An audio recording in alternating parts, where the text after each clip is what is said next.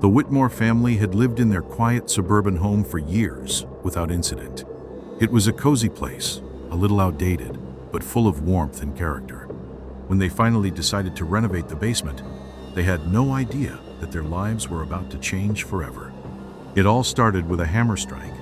Jake, the father, had been working on removing the old wooden paneling when his crowbar struck something solid beneath.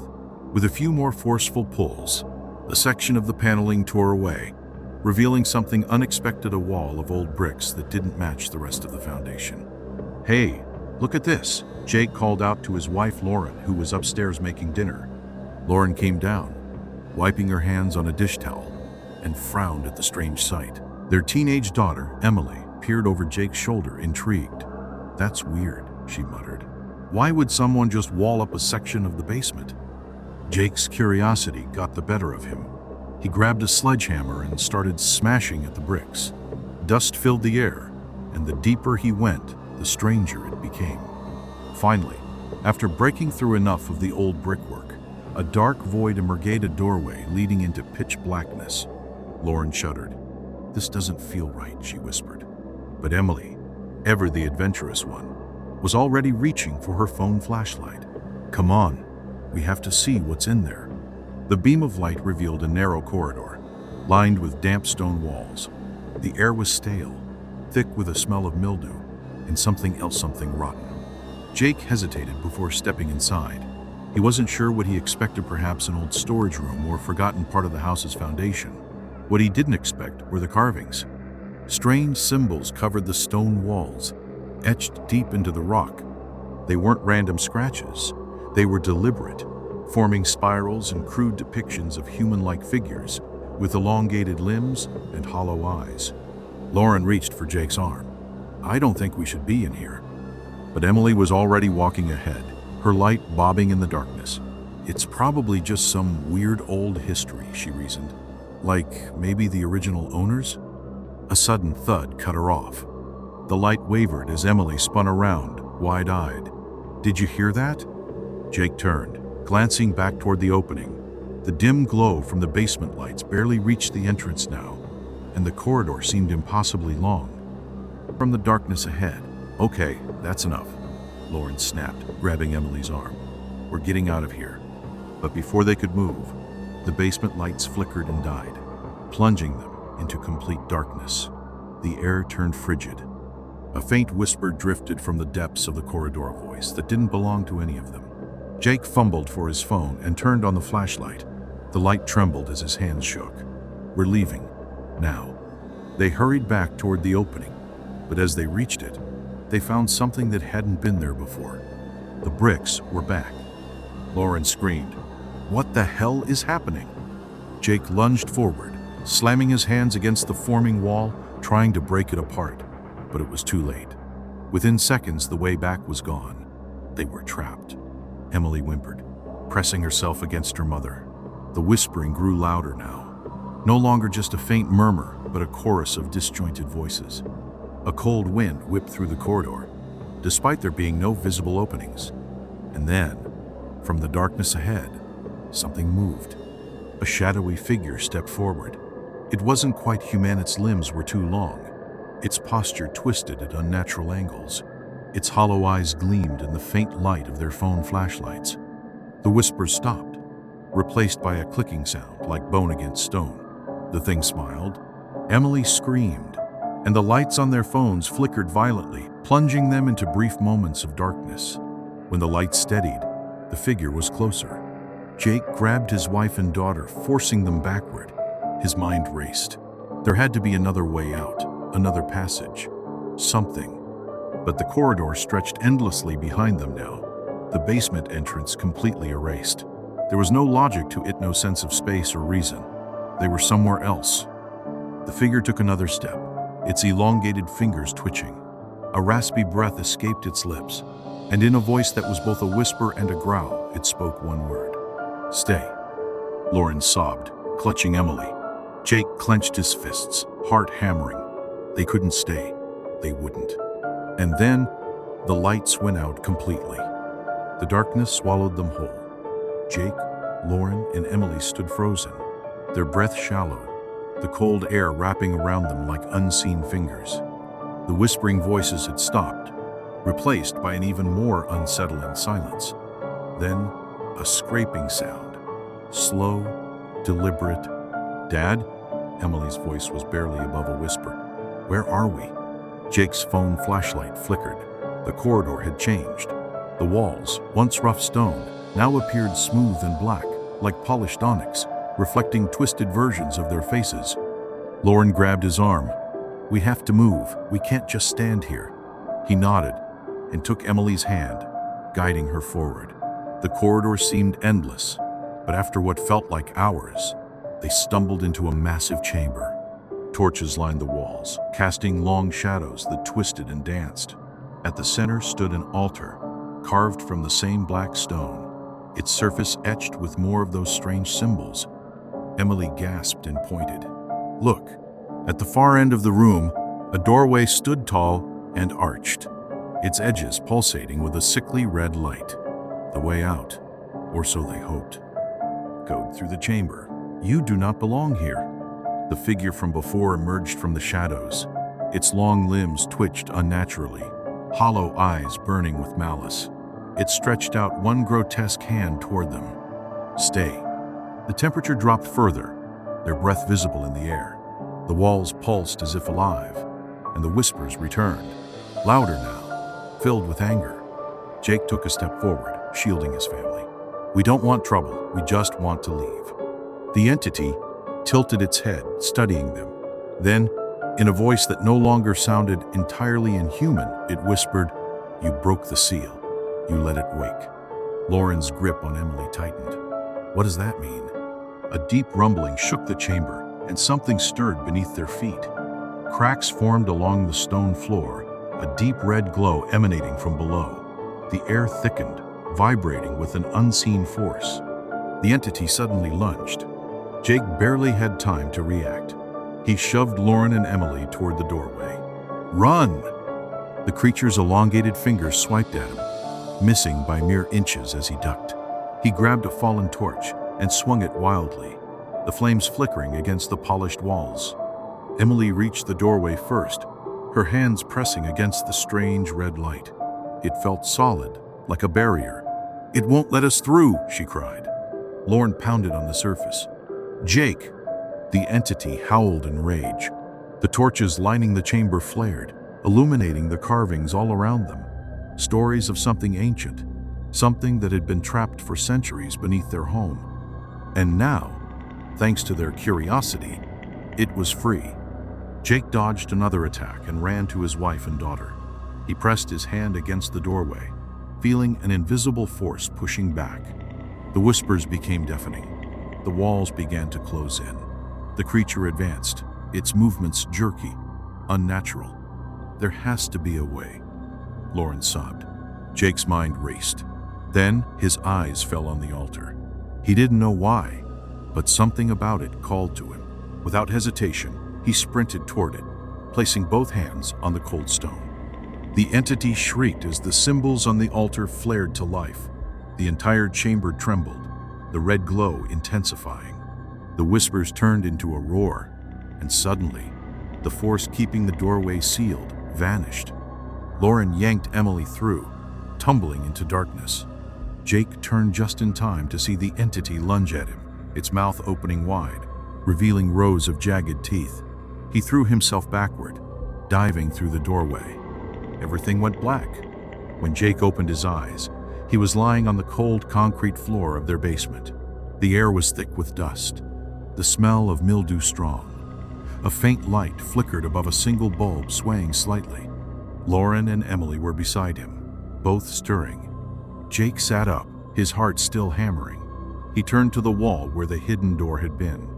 It was gone, not just sealed, but as if it had never existed. Smooth concrete, Emily whimpered, clinging to her mother. Was it real? Deep within the walls, a whisper.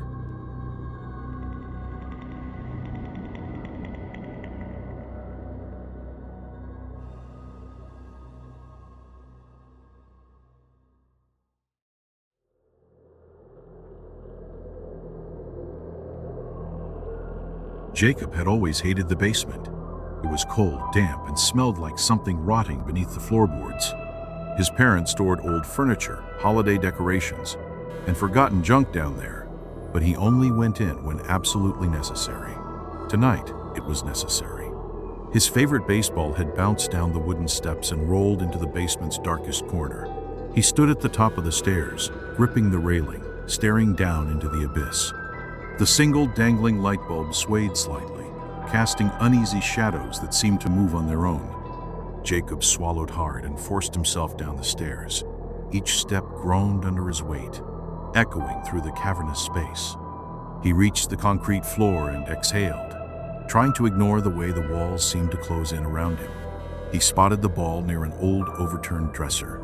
Taking a deep breath, he crouched and reached out, but just before his fingers touched the ball, it moved. Jacob froze. He hadn't moved it. He was sure of it. His breath hitched in his throat as he saw the ball roll slowly toward the dresser's shadowy underside. Then, from the darkness, a hand emerged. It was pale and thin, the fingers long and bony. The skin was stretched tight over the knuckles like it belonged to something that had been starved for ages. It grasped the ball, fingers curling around it with an unnatural slowness. Jacob wanted to run, but his legs refused to cooperate. He could only watch in paralyzed horror as the hand extended forward, holding the ball out to him. For a moment, nothing happened. Then, suddenly, it dropped the ball. The sound of rubber hitting concrete was deafening in the silence. Jacob scrambled backward, his breath coming in short, panicked gasps. He tripped over an old crate, landing hard on his back. Above him, the light flickered violently, the bulb buzzing like an angry insect. He turned his head toward the dresser. The hand was gone. Jacob pushed himself up, his heart hammering in his chest. He had to get out. Now, he turned to race up the stairs, but the basement door at the top was closed. Had he shut it? He couldn't remember. Panic flared in his chest. He sprinted up the steps 2 at a time and grabbed the knob. He twisted, pulled, shoved. It wouldn't budge. Something was holding it closed. Jacob banged on the door, calling for his parents, but the house above remained eerily silent. It was as if the entire world had ceased to exist beyond this basement. Then, he heard it. A whisper. Low and raspy, it slithered through the darkness, sending a shiver down his spine. He turned slowly, his breath shallow. The light bulb above him dimmed, its glow barely illuminating the space now. The shadows seemed thicker, heavier, like something was lurking within them. Then, footsteps, soft, deliberate, not from the stairs, but from the farthest corner of the basement, where the darkness was deepest. Jacob held his breath as a shape emerged. A tall, thin figure, its limbs too long, its head tilted at an unnatural angle. It didn't move like a person, it twitched, jerked, each motion sharp and sudden. The whisper came again, clearer now, like a voice from deep underwater. Jacob, stay. Jacob felt ice run through his veins. How did it know his name? The thing stepped closer. The dim light barely touched its face, but Jacob saw glimpses of hollow, sunken eyes and a gaping, jagged mouth that seemed too wide for its face. The door behind him rattled violently. Jacob turned, gripping the knob with all his strength. He twisted, yanked, kicked the door. It still wouldn't move. Behind him, something clicked, a sound like bones snapping into place. The whisper grew louder. Stay with me. Jacob spun around just in time to see the figure lunge. And then, the light went out. The darkness swallowed everything. He could hear his own frantic breathing, sharp and ragged, echoing against the stone walls. A scuffling sound came from somewhere near the dresserthan silence. Jacob's fingers fumbled for his pocket. His phone, he had it. He yanked it out and pressed the power button, but the screen remained black. The battery had been full earlier. He was sure of it. A slow, deliberate scraping noise dragged along the floor. Something moving closer. Jacob's stomach twisted as he pressed himself against the door. The sound stopped. He strained his ears, his pulse thudding in his skull. A breath just inches away from his face. Cold, damp air washed over his skin. Jacob's instincts took over. He swung wildly, his fist cutting through empty air.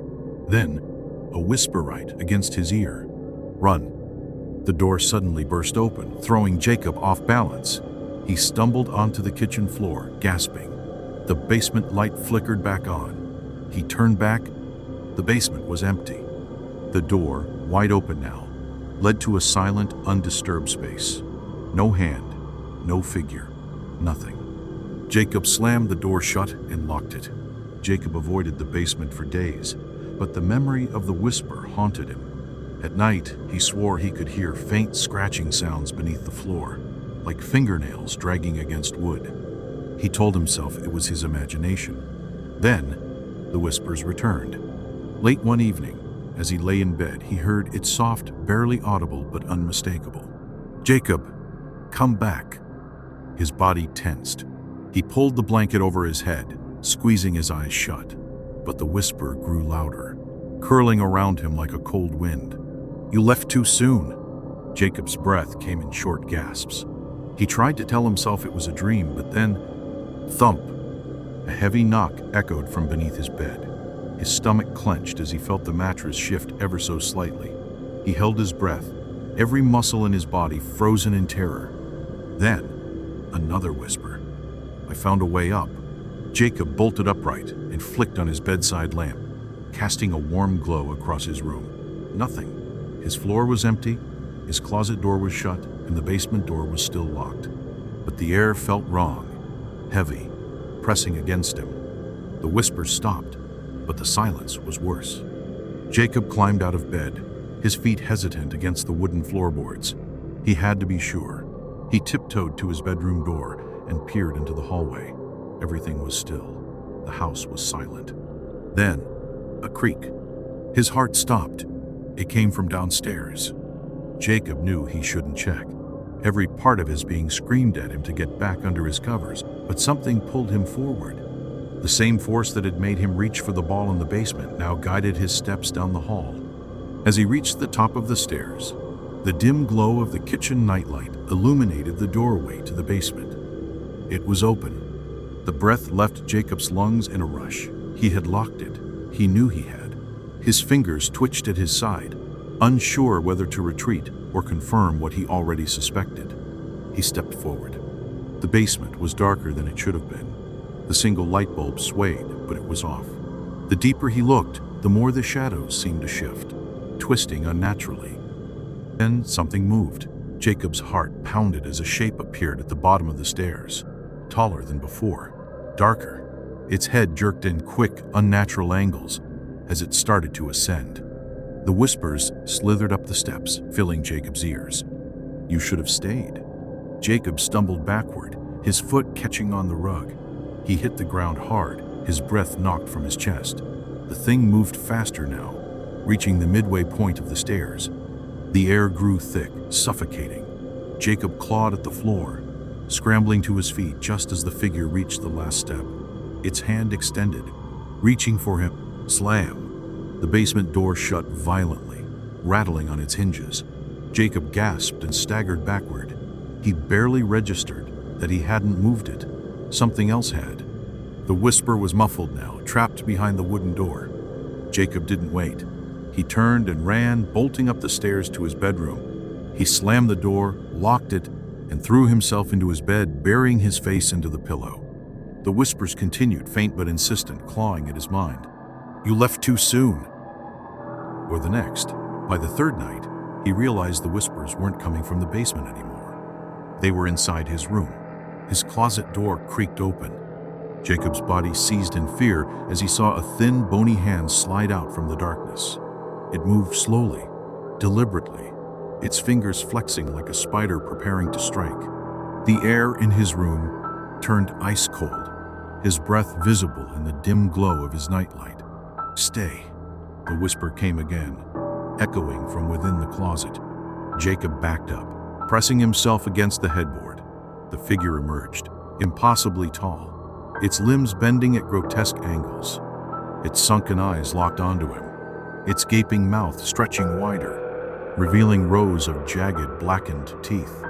Jacob lunged for the lamp, his fingers trembling as he switched it off and on in a desperate attempt to banish the thing in the dark. But it didn't disappear. It only moved closer. Then his bedroom door burst open. A gust of wind rushed through the room, and for a split second, Jacob saw another shape standing in the doorway. Not his parents, not anyone he recognized, just a blur of shifting, unnatural shadows. One angry, "He's mine." Number. The entity from the closet recoiled, shrieking in a soundless agony, its form warping like smoke caught in a storm.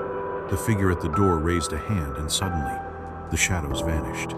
Jacob gasped, his lungs finally remembering how to work. His room was empty. The closet was shut. The basement door, he could hear it slam far below, as if something had been dragged back into the abyss. For the first time in days, the air was light again. Jacob never spoke about that night. He moved a week later, leaving the house behind. But sometimes in the quiet hours before dawn, he still hears Ita whisper, just on the edge of sound, "Come back."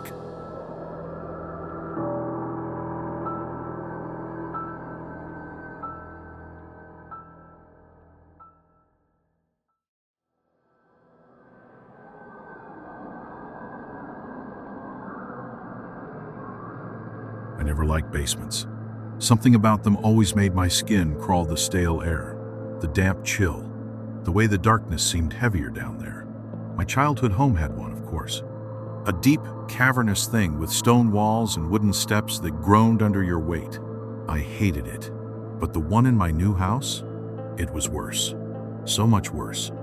I bought the place in the fall, a fixer-upper in a quiet part of town. The kind of house that had history, charm, and unfortunately basement I couldn't ignore. I needed to check the furnace, the circuit breaker, all that homeowner nonsense I'd never dealt with before. But the moment I pulled open the heavy door, I hesitated.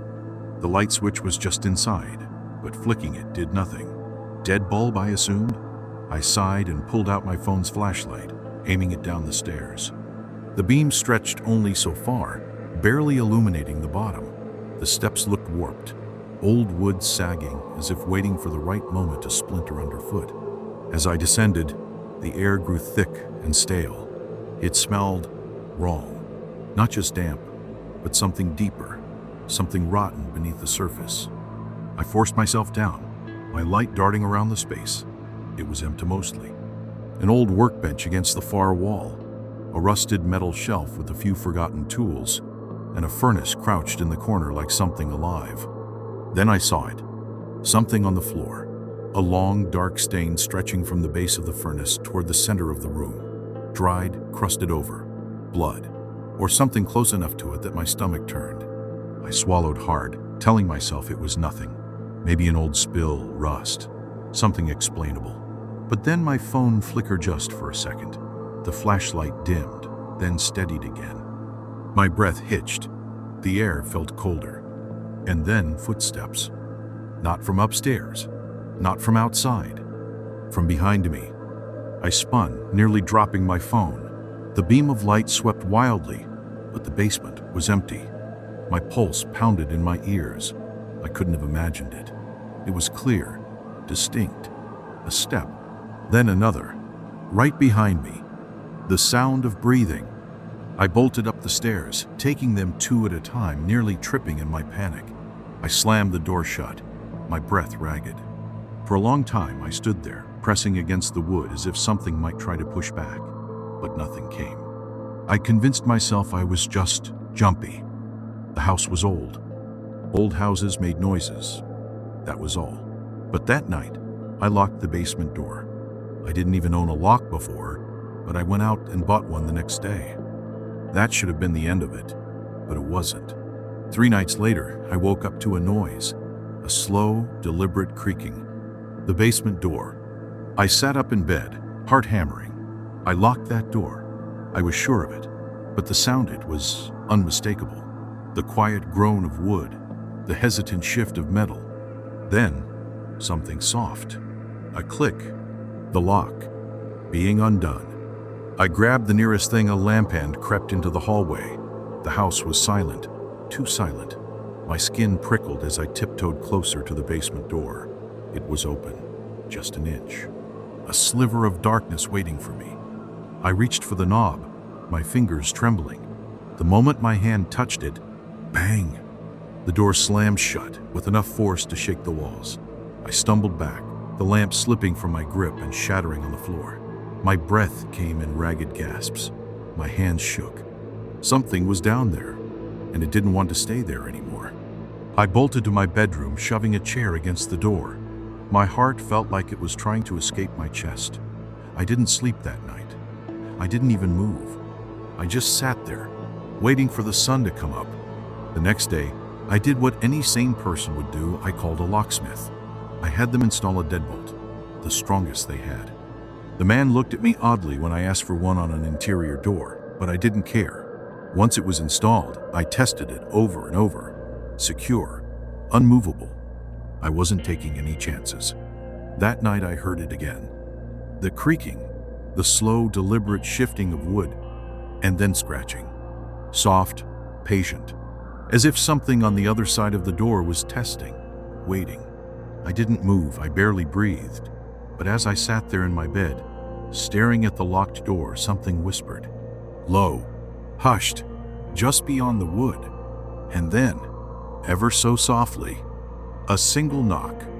I didn't sleep that night. I didn't move. I barely even breathed. That single knock had been soft, almost polite. But it was worse than if something had pounded against the door in rage. This was deliberate, curious. Whatever was in the basement knew I was listening. Morning came like a gasp of air after nearly drowning. I forced myself out of bed, muscles stiff from staying in the same position all night. The basement door stood there, looking the same as it always had. Locked, unchanged. But I knew better. I needed to get out. I called off work and started searching for a new place to live.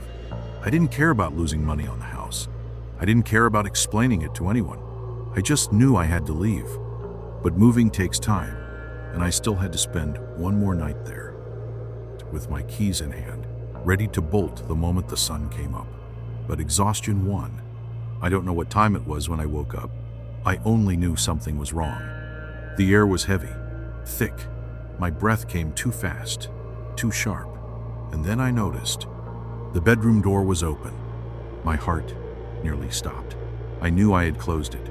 I knew I had put the chair against it, but it was open, just a crack, the darkness beyond it pressing against the weak moonlight spilling in through my window. I wanted to move. I wanted to run, but I couldn't. My body refused to obey. From the hallway, tap, tap, tap, soft footsteps, coming closer. I tried to tell myself I was dreaming, that I was still half asleep. But when my bedroom door creaked open another inch, I knew I wasn't. I gripped the blanket like it was some kind of shield, my body rigid with terror. The footsteps stopped right outside the door. Silence. And then, something stepped inside. I couldn't see it. The darkness held it just out of reach. But I felt it. The shift in the air. The presence. A slow, dragging breath filled the room. I forced my eyes shut. I couldn't look. I wouldn't look. It moved closer. The weight of something unseen pressing against the atmosphere itself. And then, it spoke. Not words. Not anything human. Just a whisper. Something dry and rasping. A sound that curled into my ears and burrowed into my mind. It wasn't language. It was wrong. A cold breath brushed my cheek. I snapped. With a strangled yell, I flung myself out of bed, lunging for the light switch. The room flooded with light. Nothing. The room was empty. The door was open, but nothing was there. Just my own ragged breath and the deafening silence. I ran. I didn't stop to grab anything. I just bolted for the front door, yanked it open, and fled into the street. I sat in my car, shaking, waiting for the sun to rise. By daylight, the house looked normal, safe, but I knew better. I called a moving company that morning. I told them I didn't care what it cost. I needed everything packed up and out that day. I stayed outside the entire time, pacing, refusing to step back inside. But then, one of the movers came out, frowning. "Hey man," he said, "you sure you got everything out?" I nodded. "Yeah, why?" He scratched his head. we heard something. Thought maybe a pet or something got left behind. My blood ran cold. What did you hear? He hesitated. Knocking. My mouth went dry. Where? His face paled slightly, like he knew something wasn't right. From the basement. I left that day and never went back. The house sold a few months later. I made sure to never look at the listing, never check if the new owners had complaints. I didn't want to know. But sometimes, in the dead of night, I still wake up certain that I heard a knock. Just one. Soft, polite, waiting